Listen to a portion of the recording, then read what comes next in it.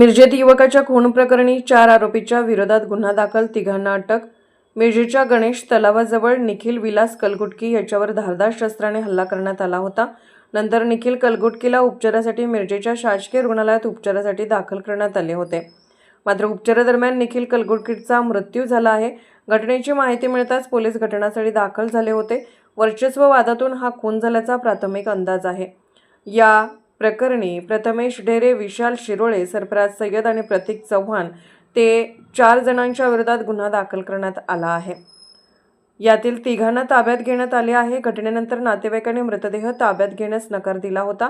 सायंकाळी 5 वाजता उपविभागीय पोलीस अधिकारी यांनी तिघांना ताब्यात घेतल्याची माहिती दिल्यानंतर व नातेवाईकांचा रोष कमी झाला। नातेवाईकांच्या मागणीनुसार तपास करून पुढील कारवाई करण्याचे आश्वासन दिल्यानंतर मृतदेह ताब्यात घेण्यात आलाय।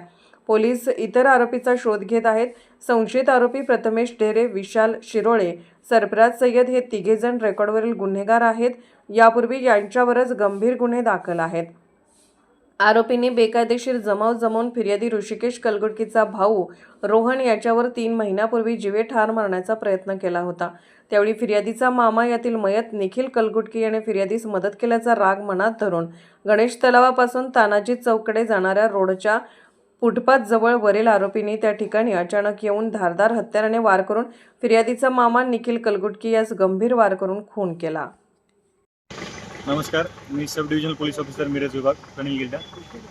आमच्याकडे गणेश तलाव येथे काल एक प्रकार झालेला होता सायंकाळच्या वेळेला, ज्यामध्ये निखिल कलगुटकी या युवकाची हत्या करण्यात आली होती काही आरोपींकडून। त्यापैकी फिर्यादी ऋषी कलगुटकी यांनी दिलेल्या तक्रारीनुसार योग्य तो कलमानुसार गुन्हा दाखल करण्यात आलेला आहे। सदर गुन्ह्याचा तपास मिरज शहर पोलीस स्टेशन करत आहे। यामध्ये खुनाचा हा गुन्हा दाखल असून भारतीय न्याय संहिता 103(1) यासोबतच रायटिंगची कलमसुद्धा यामध्ये लागलेली आहेत। यामधील एक मेजर जो आरोपी आहे प्रतीक चव्हाण याला आम्ही ताब्यात घेतलेले आहे। त्यासोबतच 2 अल्पवयीन बालकं आहेत। इतर 5 आरोपींचा शोध आमचा सुरू आहे। त्यासाठी स्थानिक गुन्हे अन्वेषण शाखा त्यासोबतच मिरज डिव्हिजन, मिरज शहर पोलीस स्टेशन यांच्या वेगवेगळी पथके करून आम्ही रवाना केलेली आहेत।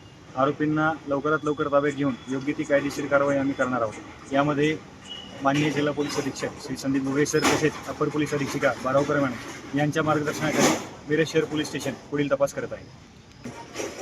जे मयत आहेत, मयतांच्या नातेवाईकांनी काही मागण्या केलेल्या आहेत। सर्व मागण्यांची योग्य ती दखल घेऊन वरिष्ठांच्या मार्गदर्शनानुसार आम्ही पुढील कायदेशीर कारवाई यामध्ये करणार आहोत।